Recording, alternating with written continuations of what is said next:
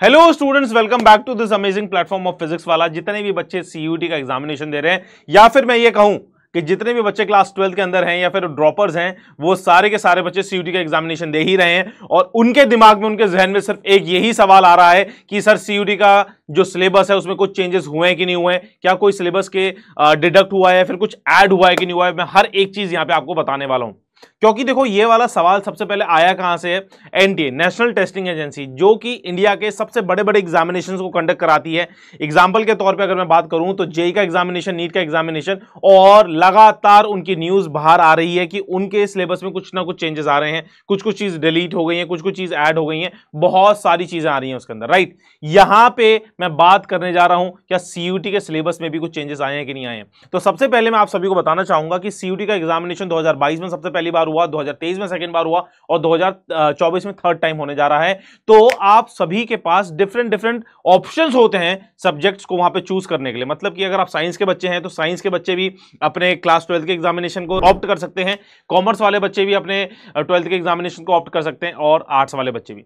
अब यहां पे सबसे ज्यादा डिफिकल्टी कहां आती है एनटी को एग्जामिनेशन कंडक्ट कराने में, क्योंकि अगर मैं जेईई की बात करूंगा तो वहां पे लिमिटेड सब्जेक्ट्स हैं, राइट। अगर मैं नीट की बात करूं तो वहां पे भी लिमिटेड सब्जेक्ट्स हैं, लेकिन यहां पे अगर मैं सीयूटी की बात करूं तो यहां पे बहुत सारे कॉम्बिनेशंस बन जाते हैं।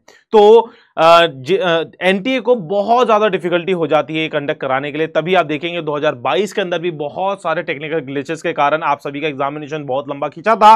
वेयर एज अगर मैं बात करूं 2023 के अंदर भी आपका बहुत बार एग्जामिनेशन को खींचा गया, क्योंकि टेक्निकल ग्लिचेस हो गए, कभी कुछ प्रॉब्लम कभी कुछ प्रॉब्लम।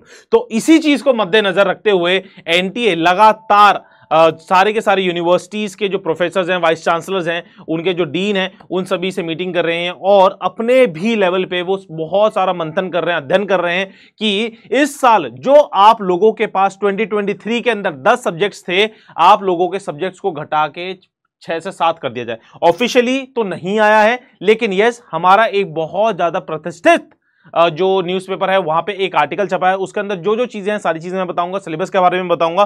फटाफट जाके उसको देख लेते हैं। तो देखो ये आर्टिकल छपा है आपका इंडियन एक्सप्रेस के अंदर। अगर आप देखेंगे तो students may be allowed to opt up to 6 paper instead of 10 for upcoming CUT examination. No formal conclusion has been made yet. अभी तक कोई भी फॉर्मल कंक्लूजन नहीं आया। मैंने जैसे कि इस वीडियो के स्टार्टिंग में बता दिया था, ऑफिशियली नहीं आया, लेकिन इन अ वे पता चल गया है, ठीक है। जैसे ही ऑफिशियली आएगा कुछ उसमें प्लस माइनस होगा, वो सारी की सारी चीजें आपको इस चैनल के ऊपर पता चल जाएगी। Says UGC source, the move will allow for scheduling examination in a shorter window. Obviously देखो, जैसे कि मैंने अभी आपको बताया है कि एनटीए हर एक एग्जामिनेशन को बहुत ही अच्छी तरीके से कंडक्ट करा देता है, ठीक है। चाहे जेईई का एग्जामिनेशन हो, चाहे नीट का एग्जामिनेशन हो, या फिर कोई और एग्जामिनेशन जो पीजी लेवल पे भी होता है, कभी भी किसी में भी इतनी दिक्कतें नहीं आती जितना एनटीए को इस सीयूटी एग्जामिनेशन में कंडक्ट कराने में दिक्कत आती है। तो अगर देखा जाए तो उसका रूट कॉज यही है कि आपके पास उसमें सब्जेक्ट कॉम्बिनेशंस बहुत ज्यादा बन जाते हैं।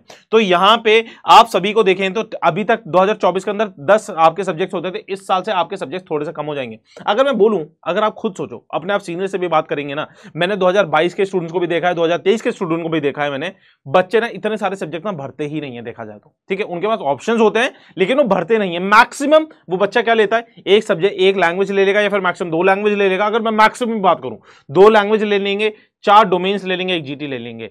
2 लैंग्वेज, 4 डोमेन, 6 और 1 7, ठीक है। 7 सब्जेक्ट्स मैक्सिमम लेते हैं बच्चे, और वो भी अगर मैं बोलूं हजारों में ना 1 या 2 बच्चा होता है वो, नहीं तो 5-6 कॉम्बिनेशन बेस्ट होते हैं, सबसे ज्यादा अच्छे होते हैं। और क्योंकि उसी के अंदर सारी की सारी यूनिवर्सिटीज आपको मिल जाती हैं, सारे के सारे कोर्सेज आपको मिल जाते हैं। अगर आपको बेस्ट कॉम्बिनेशन की जो वीडियोस चाहिए, या फिर कोई भी सीयूटी से रिलेटेड किस तरीके से आपको सब्जेक्ट मैपिंग करनी है, क्या क्या कोर्सेज आपको कौन से कॉलेजेस के अंदर जाना है, कौन से कॉलेजेस के अंदर कोर्सेज सबसे बेस्ट है, आप सभी को अगर चाहिए तो कमेंट बॉक्स के अंदर मुझे बताइएगा। मैं आप सभी के लिए उसके रिलेटेड एक डेडिकेटेड वीडियो भी बना दूंगा, ठीक है। चलिए, अब मैं अगर आपसे बात करूं तो स्टूडेंट्स में now write up to only 6 subjects of their choice instead of maximum up to 10 from 3 sections of the common university entrance test, ठीक है।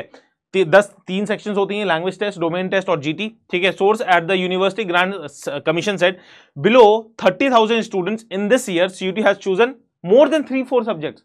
सोचो 30,000 से ज्यादा बच्चे हैं जिन्होंने सिर्फ और सिर्फ 3 से 4 सब्जेक्ट्स भरे थे। सोचिएगा, मैंने तो यहां पे तब भी 6 सब्जेक्ट बताए हैं, क्योंकि देखो वहां पे लास्ट ईयर मैं बोलूंगा ये नंबर ना इस साल ना थोड़ा सा कम हो जाएगा। क्यों हो जाएगा? क्योंकि लास्ट ईयर बच्चों को ना थोड़ी सी इंफॉर्मेशन कम थी, उससे पहले साल और कम थी। तो आप सोचेंगे कि जितनी जितनी इंफॉर्मेशन बच्चों को बढ़ती रहती है ना, तो वो गलतियां कम करते हैं। आप सभी को सब्जेक्ट इतने कम नहीं लेने, आपको सब्जेक्ट्स का मैं बोलता हूं बहुत सारे भी नहीं लेने, लेकिन कुछ ऐसा कॉम्बिनेशन अगर आपके पास हो जाए कि आप एक यूनिवर्सिटी को छोड़ के एक यूनिवर्सिटी, ना सिर्फ एक यूनिवर्सिटी, मैक्सिमम यूनिवर्सिटीज के अंदर आप लोग एलिजिबल हो जाए, मैक्सिमम कोर्सेज के अंदर आप एलिजिबल हो जाए, तो ऐसा आपके पास सब्जेक्ट कॉम्बिनेशन होना चाहिए। वो आपको मैं इस चैनल के ऊपर एक नई वीडियो बना के बता दूंगा, ठीक है। Earlier students could take 10 subjects from section 1, ठीक है। ये सारी की सारी चीजें, ये सारी की सब आपको कोई मतलब की है नहीं, ये लास्ट ईयर के स्टूडेंट्स की थी, ठीक है। This would also allow for the scheduling of the examination in a shorter window and early declaration of the result next year before June 2024। देखो बहुत शानदार, अगर ये चीज पॉसिबल हो जाती है ना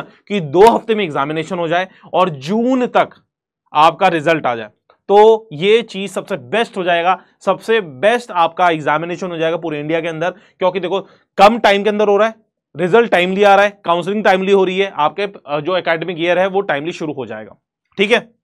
this year the examination were held, ये पुरानी चीजें हैं आप सभी के लिए।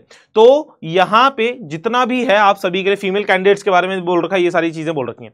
अब मैं अगर आपको बोलूं तो सिलेबस के बारे में अगर मैं बातचीत करूं, तो आप लोगों को ना कभी भी किसी भी चीज के ऊपर नहीं जाना है। आप लोगों के लिए मैं सबसे बेस्ट चीज ये बताऊंगा, समर्थ.ac.in के ऊपर अगर आप जैसे ही जाएंगे ना, समर्थ.ac CUT-समर्थ.ac.in पे अगर आप जैसे ही जाएंगे, देखो मैं खोल के दिखाता हूं तुम्हारे सामने, क्योंकि आप लोगों को डाउट नहीं होना चाहिए बिल्कुल भी, क्योंकि आप लोग इस एग्जामिनेशन की तैयारी कर रहे हैं और ये बिल्कुल CUT की ही आपकी वेबसाइट है। आप लोग जैसे ही इसके अंदर जाएंगे, तो अभी तो 2023 का सिलेबस इसके अंदर आ रखा है, ठीक है। लेकिन वी आर एक्सपेक्टिंग कि इस, ये देखो यहां पे आ गया सिलेबस यहां पे, ठीक है। आप लोग हर एक चैप्टर को, हर एक सब्जेक्ट को जाके चेकआउट कर सकते हैं। हिंदी इंग्लिश के अंदर आपके पास सिलेबस आ रहा है। तो अभी फॉर द टाइम बीइंग आपका इसके अंदर कोई भी चेंजेस नहीं आए हैं, क्योंकि देखो अब मैं आपके पास रीजन देता हूं, जैसे कि आपका जेई का है, नीट का है, उसके सिलेबस के जो भी वो उन्होंने नोटिफिकेशंस निकाले हैं, वो इसलिए निकाल दिए हैं क्योंकि उसके अंदर आपके पास 11th का भी सिलेबस आता है, 12th का भी सिलेबस आता है, राइट। यहां पे आपके पास मोस्ट प्रोबेबली कोई भी चेंजेस नहीं होने वाले सिलेबस के अंदर।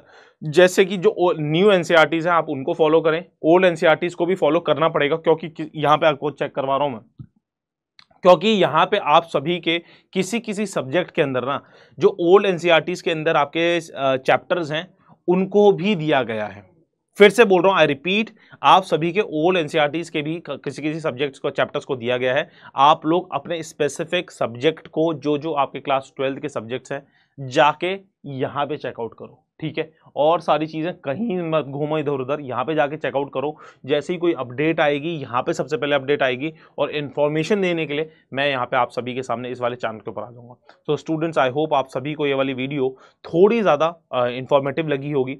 एंड ऐसे ही जितनी भी CUT से रिलेटेड जानकारियाँ हैं, एक काउंसलिंग सेशन भी रख लेंगे, आप लोगों से टॉक सेशन भी रख लेंगे, 1-on-1 इंटरेक्शन सेशन की। यस, कि आप लोग डाउट्स पूछ रहे हैं, जो जो डाउट्स होंगे वो सारे सारे यहाँ पे जो एक्सपर्ट फैकल्टीज हैं वो आपके सामने खड़े होकर आपके डाउट्स को क्लियर कर देंगे। किस किस तरीके से आपको फॉर्म फिल करना है, कब कब आपके फॉर्म फिलिंग की डेट्स आउट होंगी, हर एक चीज़ आपको CUT वालों पे मिलने वाली है। ना सिर्फ अपडेट से रिलेटेड, हर एक चीज़ पढ़ाई से रिलेटेड भी यहाँ पे आपको हर चीज़ मिलती है। तो आप लोग यहाँ पे फॉलो करें, यहाँ पे सबसे best of the best content मिलता है। अगर नहीं विश्वास होता तो आप लोग जाके चेकआउट कर सकते हो प्लेलिस्ट पे, एंड आपको डेफिनेटली यहाँ से टॉपर्स बनते हुए मिल रहे होंगे in the CUT 2024। So students, I hope आप सभी बहुत अच्छे होंगे, ऐसे ही पढ़ते रहें। अपने दोस्तों के साथ ये वाली वीडियो भी शेयर कर सकते हो अगर उनको आपका मन है तो, क्योंकि यहाँ पे आपको बिल्कुल जेन्युइन एंड ऑथेंटिकेटेड इंफॉर्मेशन मिलती है। Bye bye, take care student, God bless you all, जय हिंद।